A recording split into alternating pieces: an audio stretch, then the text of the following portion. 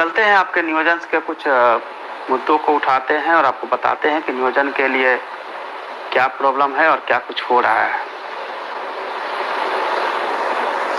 क्योंकि maximum questions और जो एक्सपीरियंस है वो नियोजन के बारे में जानना चाहते हैं, फिर हम आपको कुछ जो क्वेश्चंस आएंगे उसके बारे में बताना शुरू करेंगे।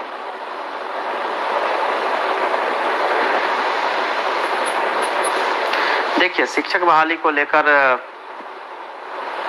आप सबको पता है कि यह शिक्षक बहाली जुलाई 2019, आप ध्यान से सुनेंगे, 2019 की शिक्षक बहाली प्रक्रिया थी, जिसको कि NIOS DLED को NCT ने मना किया था, उसको ऑप्शन नहीं दिया गया था। ऑप्शन नहीं देने के बाद यह नियोजन की प्रक्रिया पूर्ण होनी थी दिसंबर में, जिसका कि कट ऑफ डेट 22 नवंबर था।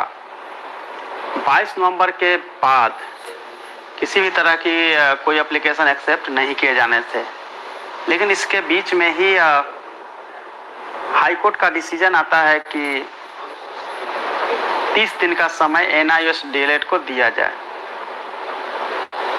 अब चूंकि आप सबको पता है कि टीचर ट्रेनिंग या BEd से जुड़े हुए मुद्दे को NCT ही देखती है। NCT जिस भी इंस्टीट्यूट्स को मान्यता देती है, राज्य सरकार या केंद्र सरकार उसी इंस्टीट्यूट्स को जो डिप्लोमाधारी या फिर BEd जिन्होंने किया है उसको मान्यता देती है। क्योंकि आप सबको पता है कि NCT के गाइडलाइन के हिसाब से ही इंस्टीट्यूट जो है उनको एफिलिएशन प्राप्त है। चूंकि हाईकोर्ट से डिसीजन आता है कि 30 दिन का समय दिया जाए NIOS DLED को और NCT ने ही मना किया था, उसके बाद विभाग से पत्राचार होता है NCT के, और वहां से एक लंबे समय के बाद यह डिसीजन होकर आता है कि नहीं, जो पटना हाई कोर्ट ने डिसीजन दिया है उसको सम्मान किया जाता है और उनको अवसर दिया जाए। तो चूंकि NCT ने ही मना किया था और उसने ही फिर एक्सेप्ट किया, उसी को ध्यान में रखते हुए 8 जून को 15 जून से लेकर 14 जुलाई तक NIOS के जो DLED हैं उनको एप्लीकेशन करने, आवेदन करने का समय दिया गया। यहाँ तक तो ठीक था, आवेदन होना था। उसके बाद जो न्यू शेड्यूल जारी की गई उसके मुताबिक 31 अगस्त तक प्रक्रिया को पूर्ण कर लिया जाना था। लेकिन इसी के बीच में सीटेड दिसंबर की तरफ से जो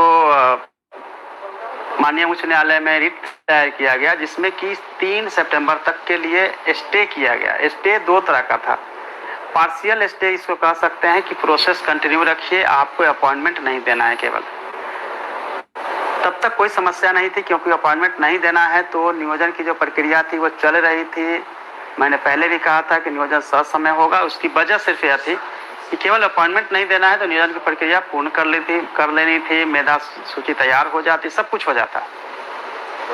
बट इसके बीच में फिर से चूंकि 1 से 5 तक में DLED को प्राथमिकता दी गई थी, तो BEd की तरफ से एक रिट दायर होता है और उसमें 7 सितंबर तक यह कहा जाता है कि आप इसको स्टे रखिए। उसकी वजह यह है कि जो दिसंबर में विभाग की तरफ से लेटर निकली थी जिसमें कि DLED को प्राथमिकता दी गई थी 1 से 5 तक में, और प्राथमिकता देने के साथ यह लेटर इशू किया गया था कि दोनों की मेरिट, DLED की और BEd दोनों की मेरिट अलग अलग तैयार की जाएगी।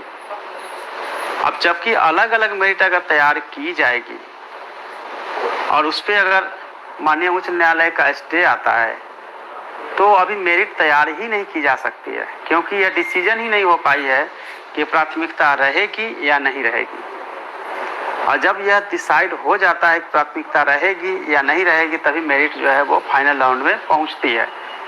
तो एक स्टे के बाद फिर दूसरा स्टे लगता है।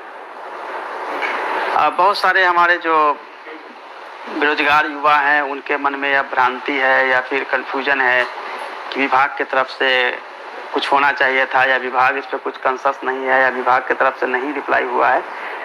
देखिए, इसमें सिंपल सी बात है कि आप लोगों में से ही अलग अलग जो समय में उन्होंने डिग्री लिया है या अलग अलग ग्रुप्स नहीं कह सकते, बल्कि यह कह सकते हैं कि अपने अपने जो उनके राइट्स है उसको लेकर सब लोग कोर्ट में गए हैं।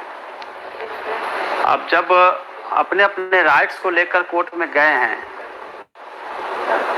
तो निश्चित रूप से जो डिसीजन आए हैं वो स्टूडेंट के बीच का ही डिसीजन है, स्टूडेंट के द्वारा या फिर कैंडिडेट के द्वारा ही किया गया है।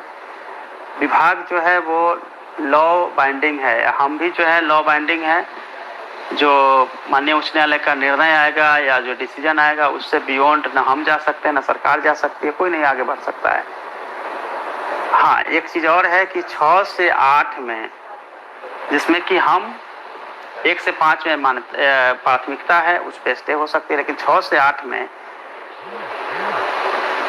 पहले वाले केस के हिसाब से हम अपॉइंटमेंट नहीं कर सकते हैं, लेकिन मेरिट के लेवल तक या फिर प्रक्रिया को हम आगे जारी रख सकते हैं। तो 6 से 8 हमारे पास एक ऑप्शन है जिसमें कि हम प्रक्रिया को आगे रखेंगे और विभाग द्वारा जल्दी ही लेटर इशू 14 के बाद में हो जाएगी। तो उसमें जो प्रोसेस बचा हुआ है, दावा पत्ती से लेकर नियोजन इकाइयों का अप्रूवल होना, ये सब तमाम प्रोसेस जो है समय पूरा करा लिया जाएगा।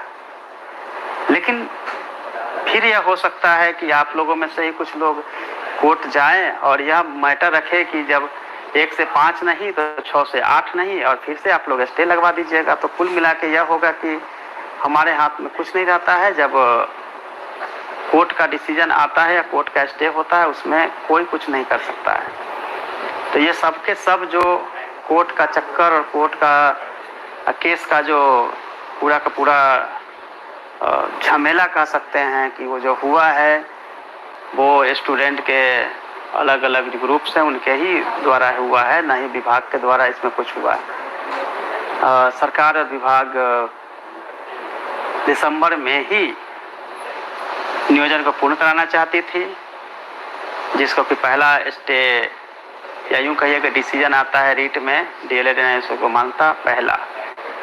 उसके बाद एनसीटी से देर से डिसीजन आना, फिर उस पर फिर से एक प्रक्रिया शुरू करना, उसके बाद फिर से यह आना कि दिसंबर सीसेट वाले को मौका दिए जाने के मुद्दे को लेकर फिर से पार्शियली स्टे आना, और इससे भी नहीं हुआ तो उससे भी आगे आकर एक और डिसीजन आना कि आप प्राथमिकता के मुद्दे को लेकर बीएड और डीएलएड आमने सामने, एंड फिर से स्टे आना।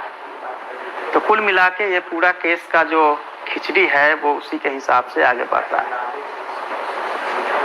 और आपके यह कमेंट्स कि मैंने कहा था मैं करवा दूंगा, लॉ बाइंडिंग है, सभी लोग विधि से बंधे हुए हैं।